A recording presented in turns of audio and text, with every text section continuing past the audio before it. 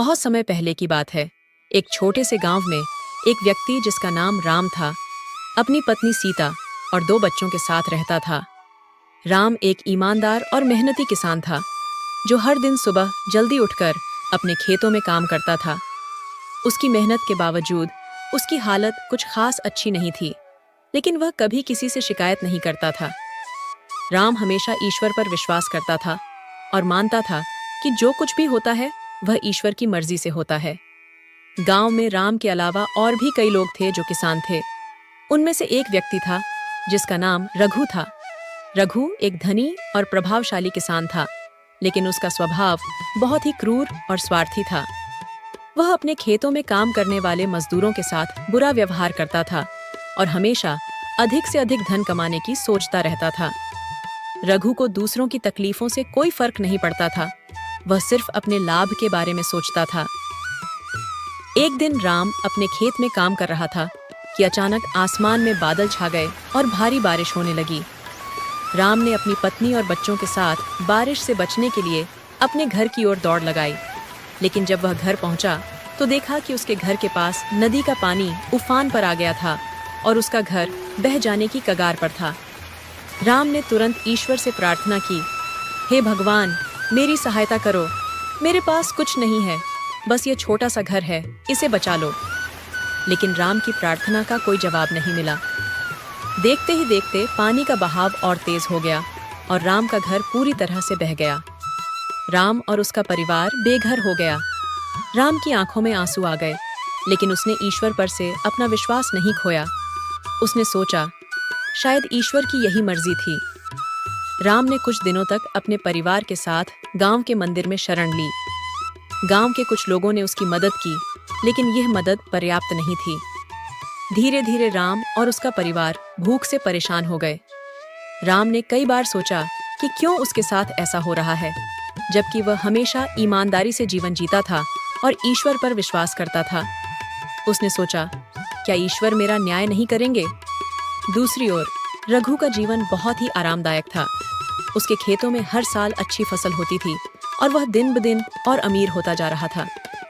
गांव के लोग कहते थे कि रघु के पास सब कुछ है, लेकिन उसके पास ईमानदारी और दया नहीं है। फिर भी रघु का जीवन सुखद था और वह दूसरों के दुखों की परवाह नहीं करता था। एक दिन राम बहुत दुखी होकर गांव के साधु महाराज के पास गया और उनसे अपनी समस्या बताई। राम ने कहा, महाराज, मैंने जीवन भर ईमानदारी और मेहनत से काम किया है। मैंने कभी किसी का बुरा नहीं किया, फिर भी मेरा घर बह गया और अब मैं और मेरा परिवार भूख से मर रहे हैं। दूसरी ओर रघु, जो इतना क्रूर और स्वार्थी है, उसके पास सब कुछ है। क्या ईश्वर को यह सब दिखाई नहीं देता? क्या ईश्वर कभी न्याय नहीं करते? साधु महाराज ने राम की बात ध्यान से सुनी और मुस्कुराते हुए कहा, बेटा, ईश्वर का न्याय अवश्य होता है, लेकिन उसका समय और तरीका हमें नहीं पता होता। कभी कभी हमें ऐसा लगता है कि जो लोग बुरे काम करते हैं उन्हें कोई सजा नहीं मिलती, लेकिन यह सही नहीं है। ईश्वर हर चीज का हिसाब रखते हैं और समय आने पर न्याय अवश्य करते हैं। राम ने साधु महाराज की बात सुनी और थोड़ा शांत हुआ, लेकिन उसके मन में फिर भी कुछ सवाल थे। उसने पूछा, लेकिन महाराज, कब तक? मैं और मेरा परिवार कब तक इस दुख और कष्ट को सहते रहेंगे? साधु महाराज ने उत्तर दिया, तुम्हें धैर्य रखना होगा राम। कभी कभी हमें लगता है कि हमारा सब कुछ समाप्त हो गया है, लेकिन यह ईश्वर की परीक्षा होती है। ईश्वर तुम्हें आजमा रहे हैं कि क्या तुम इस कठिन समय में भी उन पर विश्वास बनाए रख सकते हो। अगर तुमने धैर्य रखा और अपना विश्वास नहीं खोया, तो ईश्वर अवश्य तुम्हारे लिए कुछ अच्छा करेंगे। राम ने साधु महाराज की बात मानी और ईश्वर पर अपना विश्वास बनाए रखा। उसने सोचा, शायद यह मेरा परीक्षा का समय है और मुझे इस परीक्षा को पार करना होगा। कुछ महीनों बाद गांव में एक बड़ी प्राकृतिक आपदा आई। भारी बारिश और तूफान ने गांव के अधिकांश खेतों और घरों को तबाह कर दिया। रघु का सारा धन और संपत्ति इस आपदा में नष्ट हो गई। उसके पास जो कुछ भी था वह सब बह गया। अब वह भी उसी स्थिति में आ गया था जिसमें कुछ समय पहले राम था। इस आपदा के बाद गांव में लोगों के बीच मदद और सहयोग की भावना जागी।